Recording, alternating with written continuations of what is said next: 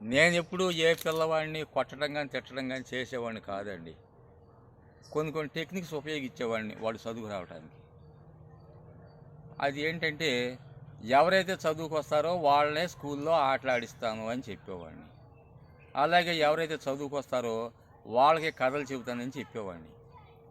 అంతా చదువుకు వచ్చేవాళ్ళు.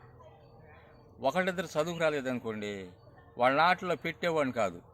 వాళ్ళు బెక్కమొఖం వేసుకుని నుంచుని ఈ ఆడేవాళ్ళని చూస్తూ ఉండేవాళ్ళు. ఒరే బాబు రేపు చదువుకు వస్తామంటే చదువుకు వస్తాయండి అనేవాళ్ళు. మళ్ళీ ఆటలో దించేవాడిని. అలా ఎంకరేజ్ చేసేవాడిని అండి పిల్లల్ని. వాళ్ళు చక్కగా చదువుకు వచ్చేవాళ్ళు అన్నమాట. అలాగే ఒరే బాబు ఇంటికి వెళితే 9 నెలలు మోసి కనీ పెంచిన అమ్మను కొట్టాలి, మరి అన్నీ తెచ్చిపెట్టే నాన్న మీద తిరగబడాలి, అక్కలను కొట్టాలి, చెల్లాయిలను కొట్టాలి, మరి టీవీలు చూడాలి, ఇంటికి వెళ్ళేటప్పుడు దారిలో చాలామంది పిల్లలతో గొడవలు పడాలి, అంత బిజీరా అబ్బాయి మీరు ఇక్కడే చదువుకి వెళ్ళండి అని చెప్పి బడి అయిన తర్వాత చదివించి పంపించేవాడిని అండి. అదే అండి విషయం.